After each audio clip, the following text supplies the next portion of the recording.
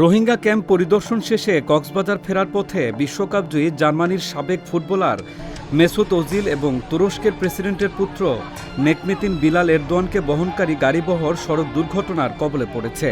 তবে তাদের বহনকারী গাড়িটি অক্ষত রয়েছে।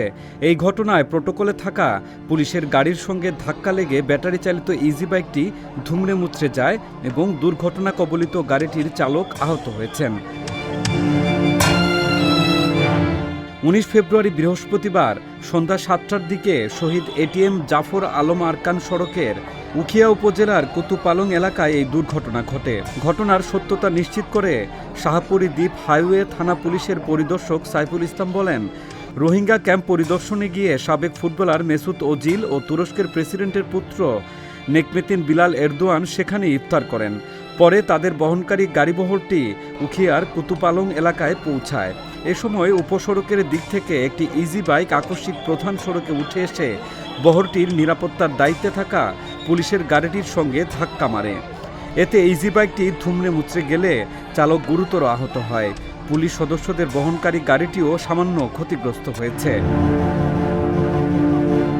তবে তুরস্কের প্রেসিডেন্ট পুত্র নেকমেতিন বিলাল এরদোয়ান ও ফুটবলার মেসুত ওজিলকে বহনকারী গাড়িবহরটি সামনে থাকায় দুর্ঘটনা থেকে রক্ষা পায়। দুর্ঘটনা কবলিত ইজি বাইকটি জব্দ করা হয়েছে। আহত চালককে স্থানীয়রা উদ্ধার করে রোহিঙ্গা ক্যাম্প সংলগ্ন হাসপাতালে ভর্তি করেছে।